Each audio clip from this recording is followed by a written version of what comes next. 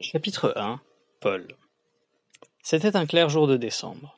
L'odeur de la fumée sortant des cheminées se mélangeait à celle, plus douce, des baguettes fraîchement cuites, du café et du chocolat chaud. Ce matin, la neige, qui était tombée à gros flocons et avait donné l'impression d'avoir recouvert la ville pour un moment, fondait déjà. Et l'eau coulait le long des trottoirs, grondant dans les caniveaux. Les rues menant vers les places de la Muette et Passy étaient, à cette heure-ci, remplies de monde. Les enfants, s'amusant, tapaient de leurs pieds vêtus de bottes dans les flaques, de façon à ce que les gouttes, telles une nuée de petits diamants, atterrissent sur les passants. Les parents tiraient sur les bras de leurs enfants, agacés. Mais l'enfance est insensible à la sagesse des aînés, et fonce toujours vers l'amusement, tout droit, sans rien prendre en compte. Les grandes portes de bois de l'école de la rue Rainoir n'étaient pas encore ouvertes. Les parents formaient une foule des deux côtés de la rue en attendant leurs enfants. Ils venaient toujours un peu plus tôt, pour avoir le temps d'échanger entre deux. C'était une sorte de club, si l'on peut dire, où l'on apprenait les dernières nouvelles, on s'y mettait d'accord sur qui venait passer du temps chez qui. Les parents se connaissaient très bien entre eux. La plupart avaient eux-mêmes été élèves ici plus tôt. Comme la plupart des professeurs connaissaient beaucoup des parents depuis leur enfance, ils formaient tous une grande famille. Non loin de là, près de la barrière devant la maison de Balzac, était positionné un policier, qui semblait connaître tout le monde et faisait aussi partie de cette famille. Et voilà que tout le monde discutait, souriait, riait, et il semblait que ça n'aurait pas de fin quand soudain, on entendit le bruit du verrou de la grande porte. Alors s'installa un silence, qui marquait la pause entre la fin d'un instant et le début du suivant. Un battant de la grande porte s'ouvrit, et l'on y vit le visage souriant de madame Audoux, et derrière elle, le directeur, monsieur Plot. « Bonsoir, messieurs, mesdames, salua-t-il. « Bonsoir, monsieur, répondit la foule. Joyeux Noël, bonnes vacances, dit-il en prenant place à l'extérieur de la porte. Une foule de parents entra dès qu'il fut passé. À droite, derrière une petite grille, attendaient les élèves des classes moyennes. Les plus grands sortaient seuls, et leurs parents devaient les attraper parmi leurs amis. Pour récupérer les plus petits, il fallait monter vers la cour intérieure. La porte de la classe au premier étage s'ouvrit lentement, et une foule d'enfants s'en échappa. « Bonnes vacances, Hector, à l'année prochaine !»« Ah ah, Maury, est-ce que tu restes, ou vous partez pour les vacances, finalement ?»« Non, je reste, on ne peut pas partir cette année. Ma sœur est tombée malade. »« Passe-lui le bonjour, alors on se verra peut-être ?»« Avec plaisir. Allez, salut !» Et Amaury descendit les escaliers en riant. « Salut, salut !» De toutes parts, on entendait des enfants qui se disaient au revoir tour à tour, les frottements des manteaux, les bruits des pas sur les marches en bois de l'escalier en colimaçon qui menait dans la cour. Les enfants aimaient, avec un peu d'élan, glisser sur les marches polies par le temps et les pas. Parfois, il arrivait des malentendus, quand un enfant, en glissant, entraînait encore 2 ou 3 de ses camarades dans sa chute et faisait tomber tous ceux qui se trouvaient dans l'escalier. Et cette avalanche d'enfants, emportant tout sur son passage, arrivait jusqu'au rez-de-chaussée et pouvait même débouler dans la cour. Paul n'aimait pas ce genre de situation, et son caractère sage le faisait les éviter. Paul était un garçon de 10 ans. Il n'était pas très grand comparé à ses camarades de classe. Il avait les yeux gris-vert, sur un visage ovale, pâle et maigrichon. Ses cheveux châtain clair ornaient sa tête de leurs boucles. Il se différenciait de ses camarades par son caractère laconique. Non pas qu'il n'aimât pas parler, bien au contraire, mais il n'aimait pas parler juste pour parler, comme le font souvent les enfants, de telle façon que si on leur demandait parfois, ils ne sauraient dire de quoi ils parlent. Il avait dû mûrir très tôt, et la responsabilité qui était posée sur lui émanait dans tous ses actes. Ça faisait quelques années que son père n'était plus parmi eux, et sa mère était souvent malade. Depuis le dernier Noël, il ne sortait plus du lit. Il devait donc aller seul à l'école et il emmenait son petit frère. Il attendit donc que ses camarades prennent un peu d'avance et descendit lentement jusqu'en bas de l'escalier, puis dans la cour. De l'autre côté de cette cour, le fixaient les yeux bleus de son frère Pierre. Pierre était son opposé, il avait le visage rond, un grand sourire, et le caractère de celui qui agit avant d'avoir eu le temps de réfléchir, et qui ne regrette jamais ses actions, parce qu'il savait. Tout ce qu'il faisait était bien fait. Et cette assurance le gardait dans une joie permanente dans son grand cœur. D'ordinaire, les enfants sont amis avec certains, pas avec d'autres, ou alors ils ont leur cercle d'amis. Pour lui, tout était différent. Quand bien même le monde entier trouverait une place dans son cœur, ça ne lui suffirait pas. Il était l'ami de tous et de chacun. Et ses camarades l'aimaient, ne serait-ce que pour la possibilité de dire « Pierre est mon ami ». « Paul, Paul !» s'écria Pierre à travers toute la cour. Paul arriva dans la partie de la cour où, derrière la barrière, on attendait les parents, grands frères et grandes sœurs des plus petits.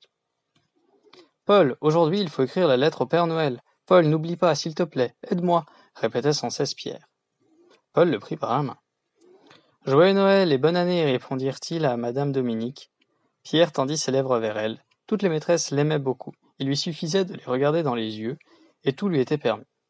Madame Dominique lui tendit avec plaisir sa joue et lui rendit un bisou. Joyeux Noël, Pierre et Paul, répondit-elle. Les deux frères avançaient lentement à travers la foule en se tenant la main. Ils se dirigeaient vers le portail. Derrière le portail se trouvait Monsieur Plot. Il serrait les mains de ceux qui sortaient et offrait un petit chocolat enroulé dans un emballage vert avec un aigle doré, symbole de l'école.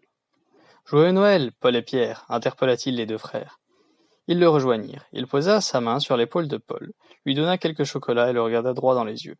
C'était le regard d'une personne qui comprenait tout, et qui voulait apporter son soutien, du moins, c'est comme ça que Paul le ressentait. Transmets mes salutations à ta maman, et souhaite-lui de bonnes fêtes et un bon rétablissement. Merci, monsieur. Ensuite il regarda Pierre, prit un air sévère. Pierre lui sourit en retour, il comprenait bien que c'était un air simulé. Joyeux Noël, Pierre, dit-il en lui donnant un chocolat. Merci, monsieur. Les frères, se tenant par la main, allèrent à gauche, suivant la rue Rainoir. Ils tournèrent à gauche sur la rue de l'Annonciation. Ils passèrent la laverie, puis la place de l'église. Ici, les enfants s'arrêtaient souvent en rentrant à jouer au football. Paul n'aimait pas cette rue. Ici se trouvait l'église où avait eu lieu le service funéraire de leur père. Ce jour-là, il y avait le même temps ensoleillé. Il y avait beaucoup de monde dans l'église, tellement qu'il n'était pas facile de respirer. Il se rappelle que Pierre pleurait avec sa mère. Avait-il pleuré? Il ne s'en souvenait pas. Il se rappelait les questions qui le traversaient. Comment était-ce possible? Comment une personne en parfaite santé, qui était au centre de leur vie, avait pu juste disparaître, mourir? De nombreuses personnes étaient venues le voir, et lui posaient des questions. Il ne se souvenait ni de leurs mots ni de leur visage. Il n'aimait pas repenser à ce jour, et il essayait de passer à cet endroit au plus vite. À la fin de la rue de l'Annonciation, à 100 mètres de la place de Passy, était installé le marché de Noël. Des deux côtés de la rue, les marchands avaient disposé leurs étals devant les boutiques, et dessus on pouvait trouver de tout, des sucreries de Noël aux gants de ski. Cette partie de la rue était sûrement le coin préféré des habitants des quartiers de Passy et la Muette. Quand leur mère était encore en bonne santé, et qu'ils rentraient ensemble de l'école en passant par ici, elle achetait toujours quelque chose de bon ici. Ils aimaient s'arrêter pour boire un chocolat chaud chez Papa Yanis. « Hé, les garçons, venez ici !» s'éleva une voix qui couvrit l'espace d'un instant le brouhaha environnant. « Oui, c'est à vous que je parle. Pierre, Paul, venez voir !» Les frères approchèrent de la pâtisserie de monsieur Michael, ou comme il aimait se présenter, Michals. Devant eux se dressait un grand et gros monsieur. Il était le plus grand qu'ils avaient jamais vu. Il avait un visage rouge, souriant, avec de grandes dents blanches, des yeux bleus très gentils et une grosse voix. Il parlait toujours tellement fort que ceux qui ne le connaissaient pas pouvaient croire qu'il criait. Il faut dire que la vitrine de la pâtisserie de monsieur Papayans était aussi atypique que son propriétaire, était le lieu préféré de tous les enfants qui y passaient, et la raison de beaucoup de pleurs et de caprices. Elle mettait en scène un atelier fantastique dans lequel des nains fabriquaient toutes sortes de pâtisseries, et tout était si bien fait que les enfants pouvaient passer des heures devant. Les pâtisseries s'y relayaient, et n'étaient jamais les mêmes 2 jours de suite. Cette vitrine était la perle de la rue de l'Annonciation, voire de tout le 16e arrondissement. « Avez-vous un gâteau pour Noël ?» leur demanda M. Michals. Il fixa sévèrement Paul, et répondit lui-même. « Bien sûr que non, que dis-je. Il ne faut pas que des enfants passent un Noël sans sucrerie. Entrez, prenez ce que vous voulez. »« Merci » s'écria Pierre avec joie. Paul remercia aussi le gentilhomme, mais avec plus de retenue, et il retenait la main de Pierre qui voulait prendre une pâtisserie. « Allez-y, prenez, dit avec plus d'insistance M. Michals. Puis il se tourna vers Pierre et lui demanda. « Laquelle tu préfères ?» Pierre pointa du doigt un éclair, il était magnifique, élancé et bombé, on le voyait rempli de crème. « Prends-le, ordonna M. Michals. Pierre le prit avec plaisir, et l'enfonça autant qu'il put dans sa bouche, de telle manière que tout son nez et son menton se retrouvèrent recouverts de crème. Pierre ferma les yeux pour profiter pleinement de ce moment. Il se tortillait presque de plaisir, pendant que sa bouche se remplissait d'une douce sensation sucrée. Pierre voulait que cette sensation ne le quitte jamais. Elle parcourait tout son corps, telle une décharge, et remplissait ses yeux de gratitude. « Ah, qu'est-ce que je suis maladroit! Aïe, aïe, aïe, excusez-moi !» commença à marmonner M. Michals en prenant des serviettes sur une des tables et essuyant le menton et le nez de Pierre. Puis il prit Paul par la main et le fixa droit dans les yeux avant de répéter. « Il ne faut pas que des enfants passent un Noël sans sucrerie. Nous étions amis avec ton père, tu t'en souviens, j'espère. » Paul se rappelait comment il venait voir M. Michals avec son père et riait longuement. M. Michals prit une boîte, la remplit de pâtisserie et mit un joli ruban rouge dessus. Ensuite, il la prit et la tendit à Paul en disant « Joyeux Noël et bon rétablissement à ta maman. » Paul prit la boîte. « Joyeux Noël à vous aussi. »« Merci beaucoup, le remercia Pierre et les deux frères prirent la direction de la place de la Muette. Qu'est-ce qu'il est gentil, pas vrai, Paul demanda Pierre. Moi aussi, quand je serai grand, j'aiderai tout le monde.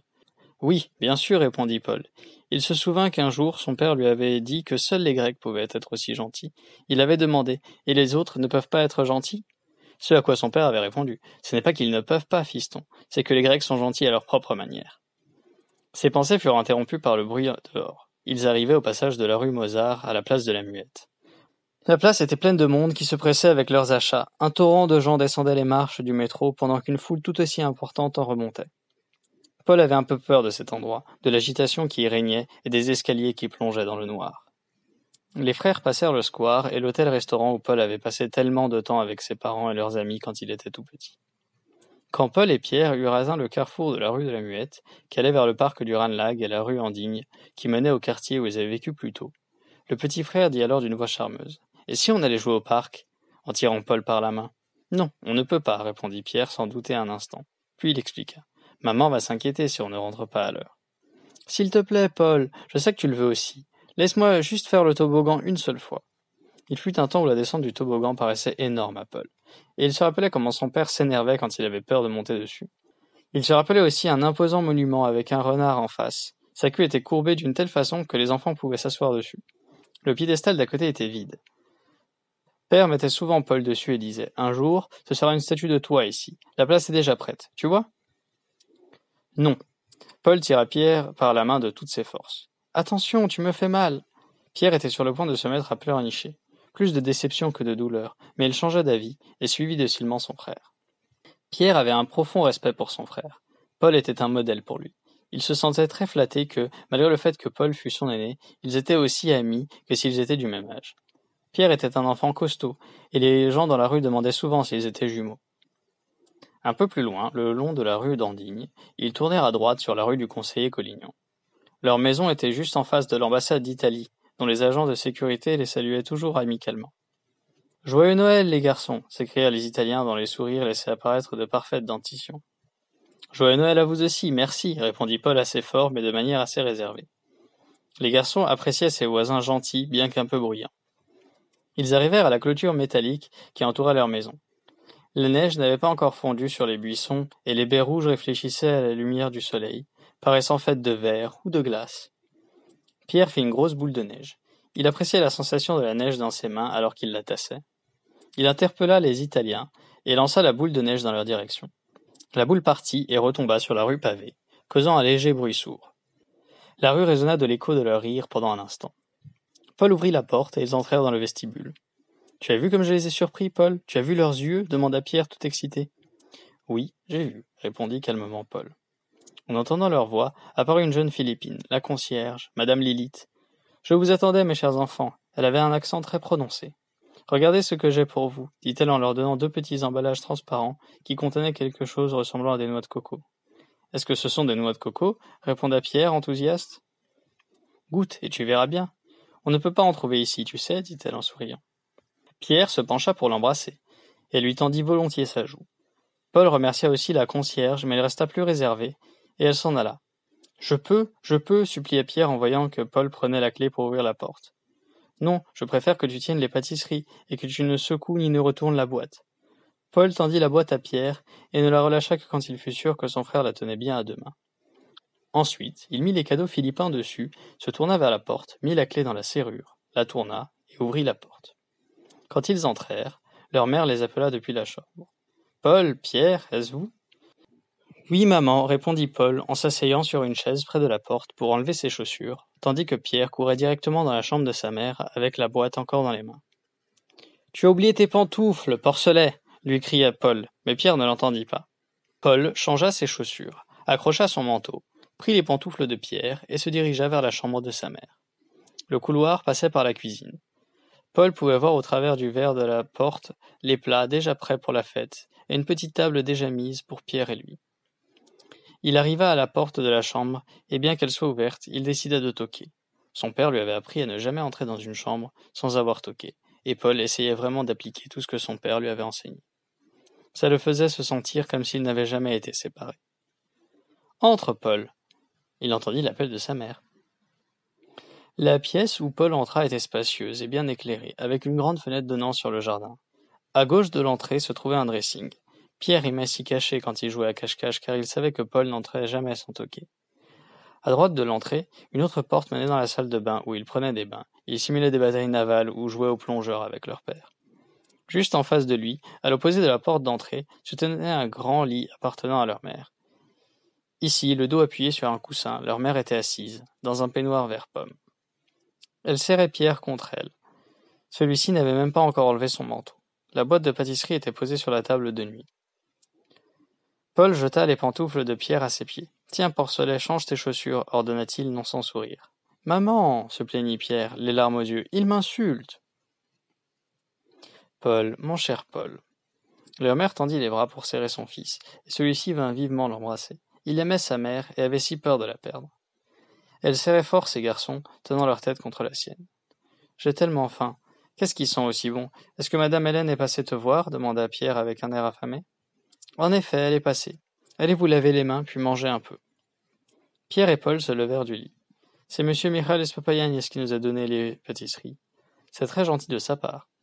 Emportez-les dans la cuisine, dit leur mère. Paul prit la boîte et la porta à la cuisine. Ensuite, il dirigea ses pas vers la chambre qu'il partageait avec Pierre. Les chaussures et le manteau avaient été jetés au milieu de la chambre. Pierre, supplia Paul. La tête de Pierre apparut dans l'embrasure de la porte de la salle de bain. Je me lave le visage. Mets tes affaires à leur place d'abord. Quand tout fut remis en ordre, les frères allèrent à la cuisine où les attendaient les plats de poisson, du flan et une purée de pommes de terre encore chaude. Ils mangèrent avec plaisir. Paul, tu m'aideras à écrire ma lettre au Père Noël? Demanda Pierre humblement. Il serait temps que tu commences à écrire tes lettres toi-même. Et si je fais plein de fautes et qu'il ne comprend pas et qu'il m'envoie les mauvais cadeaux? Allez, Paul, s'il te plaît, tu es mon meilleur ami après tout.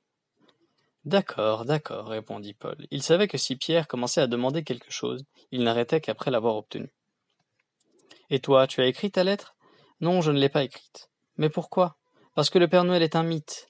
Ne dis pas ça, sinon il va se mettre en colère et ne viendra plus jamais nous rendre visite, dit Pierre indigné. Tu te rappelles, il est venu l'année dernière, pas vrai? Il avait la même montre que grand-père sur le poignet, pensa Paul, mais il se contenta de répondre. Si, je m'en souviens. Il ne voulait pas que son petit frère arrête de croire en la magie de Noël. Ils se levèrent de table et allèrent dans leur chambre. C'était une grande chambre rectangulaire avec 2 lits en forme d'ours et leur bureau sur les côtés. Il y avait une grande armoire où étaient rangées toutes leurs affaires. Un grand tapis couvrait le milieu de la chambre et juste en face de la porte de la chambre se trouvait une grande porte-fenêtre qui donnait sur un petit jardin. En été, il laissait la porte-fenêtre entr'ouverte et la chambre paraissait encore plus spacieuse. Paul s'installa à son bureau et prit un morceau de papier et un stylo. Il était prêt à écrire la lettre, quand soudain il se sentit somnolent. Pierre s'était allongé sur son lit, les jambes croisées. Il commença à tourner son doigt dans les cheveux qui couvraient ses tempes. Il faisait souvent ça quand il était rêveur. Cher Père Noël. Paul commença à écrire pour essayer de se garder éveillé. Mais la somnolence s'étendait à ses yeux, rendant ses paupières lourdes, puis à sa tête. Pierre disait quelque chose à Paul, mais il ne l'entendait plus. Cher Père Noël, chuchota-t-il plusieurs fois, comme s'il récitait une sorte de sortilège. Après ça, il froissa la feuille, fonça hors de la chambre, mit ses chaussures et sortit de la maison. Il faisait déjà nuit dehors.